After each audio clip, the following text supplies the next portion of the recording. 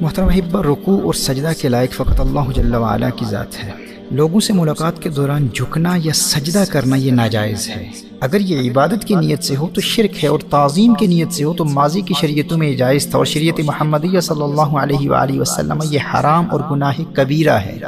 جب بھی کسی سے مصافحہ کریں یا سلام کریں تو سیدھے کھڑے ہو کر مصافحہ کریں، وہ اگرچہ آپ کے بزرگ ہوں یا استاد ہوں یا والدین ہوں، کیونکہ رکوع اللہ جل وعلا کی بارگاہ کے ساتھ خاص ہے۔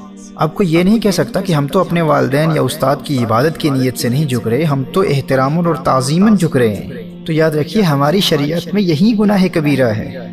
شریعت محمدی صلی اللہ علیہ وآلہ وسلم میں ادب و تعظیم کی خاطر عزت دینے کے لیے کسی سے جھک کر ملنا حرام ہے، اور اگر کوئی مخلوق کے سامنے عبادت کی نیت سے جھکے تو اس کا یہ عمل شرک ہوگا۔ اب رکوع کیا ہوتا ہے؟ شریعت مطہرہ میں رکوع کا ادنا درجہ یہ ہے کہ انسان صرف اتنا جھکے کہ ہاتھ بڑھائے تو ہاتھ گھٹنوں تک پہنچ جائیں، جیسا کہ الدر المختار اور دیگر فقہ کی کتابوں میں اس کی وضاحت ہے۔ یعنی رکوع کا ادنا درجہ یہ ہے کہ انسان صرف اتنا جھکے کہ ہاتھ بڑھائے تو ہاتھ گھٹنوں تک پہنچ جائیں، اور مکمل رکوع، کامل رکوع یہ ہے کہ پیٹھ بالکل سیدھی ہو جائے۔ اب جب ہم لوگوں کو سمجھاتے ہیں کہ بھائی ملتے ہوئے جھکنا حرام ہے اگرچہ ادب و تعظیم کی نیت سے ہو، تو کچھ لوگ کہتے ہیں کہ ہم پورا رکوع تو نہیں کرتے، بھائی ہماری پیٹھ بالکل سیدھی نہیں ہوتی۔ تو اس مسئلہ کو اچھی طرح سمجھ لیجئے کہ اگر کوئی کامل رکوع نہیں بھی کرتا، صرف اتنا جھکتا ہے کہ ہاتھ بڑھائے تو گھٹنوں تک پہنچ جائیں، اللہ کی مخلوق کے سامنے اتنا جھکنا بھی حرام اور گناہ کبیرہ ہے، کیونکہ شریعت مطہرہ میں اسی کو رکوع کہتے ہیں۔ اگرچہ تعظیم کی نیت سے اور اگر عبادت کی نیت سے تو وہ تو شرک ہے۔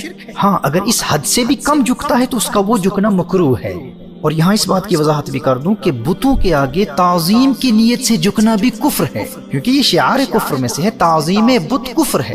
اگر کوئی کفار کے معبود کسی بت کے آگے عبادت سے نہیں تعظیم کی نیت سے جھکتا ہے تو وہ شرک تو نہیں کر رہا لیکن کفر کر رہا ہے۔ شرک خاص ہے، کفر عام ہے۔ ہر مشرک کافر ہوتا ہے لیکن ہر کافر مشرک نہیں ہوتا۔ ہاں، دونوں اسلام سے خارج ہیں۔ اچھا، یہ بات بھی اچھی طرح سمجھ لیجئے کہ یہ حکم فقط جھکنے کے حوالے سے ہے، سجدے کے حوالے سے، کیونکہ رکوع صرف اللہ جل وعلا کی ذات کے لیے خاص ہے۔ یہ حکم ہاتھ چومنے کے لیے نہیں ہے۔ اپنے والدین، اساتذہ اور شیوخ کے ہاتھ چومنے کے لیے جھکنا جائز ہے بلکہ مستحب ہے، کیونکہ اب آپ فقط تعظیماً جھک نہیں رہے، اب آپ کی نیت ہاتھوں کو چوم کر تعظیم کرنے کی ہے۔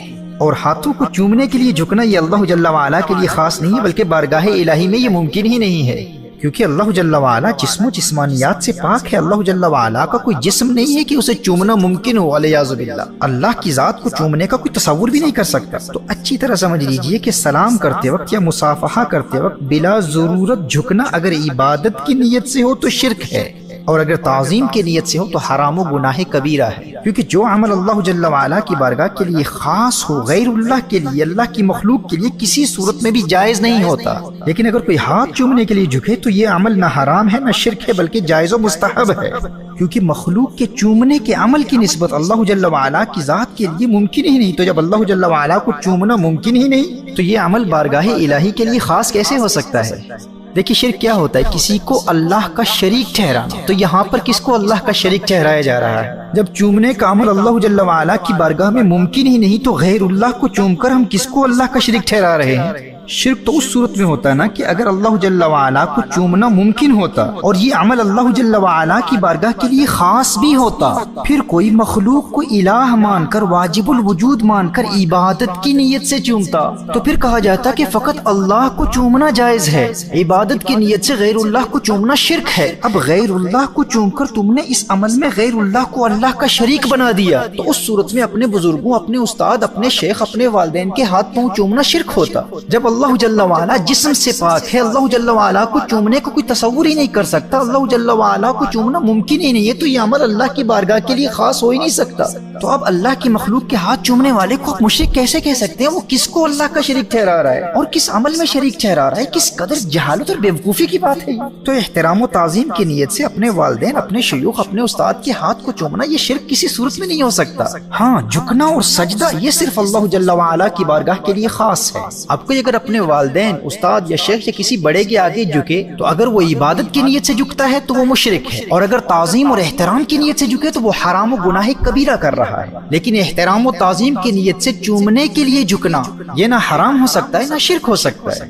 ہاں اگر اسے شرک سمجھنے والا اگر مجسمہ کی طرح اللہ جل وعلا کے لیے انسانوں جیسے ہاتھ اور مخلوق کی طرح پاؤں اور دیگر اعضاء کا اعتقاد رکھتا ہے العیاذ باللہ، تو اسے میری کتاب سبحان الرحمن عن الجسم والجہت والمکان کا مطالعہ ضرور کرنا چاہیے۔ اس کتاب میں فقیر نے ماضی کے مجسمہ اور مشبہ اور مجسمہ زمانہ کا مدلل رد کیا ہے الحمدللہ۔ لیکن دور حاضر کی یہ لوگ جب ان سے پوچھا جائے کہ کیا تم اللہ جل وعلا کے لیے انسانوں جیسے ہاتھ اور اللہ جل وعلا کے لیے پاؤں کا اعتقاد رکھتے ہو، اور کیا تم سمجھتے ہو کہ اللہ جل وعلا کے پاؤں اور ہاتھوں کو چومنا ممکن ہے العیاذ باللہ، تو یہ فوراً کہتے ہیں کہ استغفر اللہ، ہم تو ایسے عقیدے کو کفر مانتے ہیں، ہمارے نزدیک تو یہ کفر ہے۔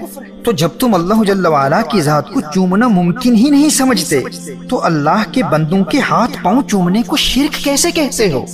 چومنے والے نے کس کو کس طرح اللہ کا شریک ٹھہرایا ہے، کبھی تم نے اس کے بارے میں سوچا بھی ہے؟ تم اپنی جہالت کی بنیاد پر ایک مؤمن کو مشرک و کافر کہہ رہے ہو۔ ایسے نادانوں کو پیار سے سمجھایا جائے کہ کیا نبی کریم صلی اللہ علیہ وآلہ وسلم کو اللہ کی مخلوق مانتے ہو؟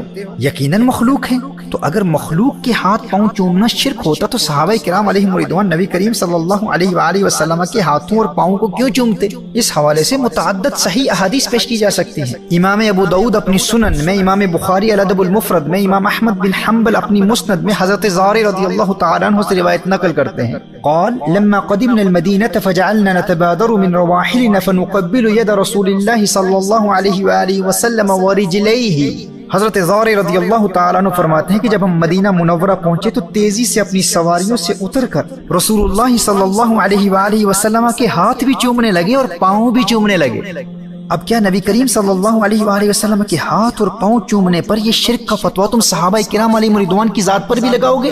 اور یہ نادان اپنی جہالت کی وجہ سے یہ بھی بھول جاتے ہیں کہ اگر کسی مسلم کو مشرک کہہ دیا تو یہ خود کافر ہو جائیں گے، جیسے کہ میں نے پہلے وضاحت کی کہ مشرک کافر ہوتا ہے۔ کسی بھی کلمہ کو مسلمان کے نظریات، اعتقادات اور اعمال کی حقیقت کو سمجھے بغیر بات بات پر مشرک کہہ دینا یہ تکفیر مسلمین ہے۔ تم مسلمانوں کو کافر کہہ رہے ہو، یہ اس قدر خطرناک ہے کہ آپ کو علم ہی نہیں ہوگا اور آپ خود کافر ہو چکے ہوں گے، دائرہ اسلام سے خارج ہو چکے ہوں گے۔ صحیح بخاری اور مسلم کی حدیث ہے، نبی کریم صلی اللہ تعالی علیہ وآلہ وسلم نے ارشاد فرمایا، اذا کفر الرجل اخاه فقد باء بها احدهما، جب ایک آدمی دوسرے کو کافر کہتا ہے تو دونوں میں سے ایک کافر ہو جاتا ہے۔ اور صحیح مسلم میں ہے، ان کان کما قال والا رجعت علیہ، جسے کافر کہا اگر وہ اس کا اہل ہے، مستحق ہے تو ٹھیک ہے، لیکن اگر وہ کافر نہیں ہے تو یہ کافر کہنے والا خود کافر ہو جائے گا۔ آپ تو اپنی جہالت کی وجہ سے، اپنی کم علمی اور بے وقوفی کی وجہ سے، یا کسی ہاتھ پاؤں چومنے والے کا تمسخر اڑانے کی خاطر یا دوستوں میں نمبر بنانے کی خاطر گپ شپ میں کہہ رہے ہوں گے کہ ارے یہ ہاتھ چومنے والے، یہ شرک کرنے والے ہیں، یہ مشرک ہے، فلاں تو ہے ہی مشرک، ان کا تو کام ہی یہی ہے۔ یاد رکھو، مشرک کافر ہوتا ہے، کافر۔ آپ اپنی جہالت کی بنیاد پر کسی مومن کو کافر کہہ رہے ہیں، آپ کو شاید علم ہی نہ ہو اور آپ اپنے ایمان کی دولت سے محروم ہو چکے ہوں۔ ایک مومن کو مشرک کہہ کر آپ خود کافر ہو چکے ہوں اور آپ کو اس بات کا علم ہی نہ ہو۔ اگر ماضی میں ایسا کیا ہے تو فوراً توبہ کر لیجیے، فوراً تجدید ایمان کر لیجیے، کلمہ طیبہ پڑھ لیجیے۔ اب یہ تو ایک ایکسٹریم ہے جنہیں اس بات کا اندازہ ہی نہیں ہوتا کہ کسی کو مشرک کہنا کس قدر خطرناک ہے۔ دوسری جانب وہ نادان لوگ ہیں جو ہاتھ چومنے کی نیت کے بغیر یا کسی اور ضرورت کے بغیر فقط ادب و تعظیم کے لیے جھک کر سلام کرتے ہیں، وہ بھی اس گناہ کبیرہ سے فوراً توبہ کر لیں، یا تو ہاتھ چومنے کے لیے جھکیں یا بالکل سیدھے کھڑے ہو کر سلام و مصافحہ کریں۔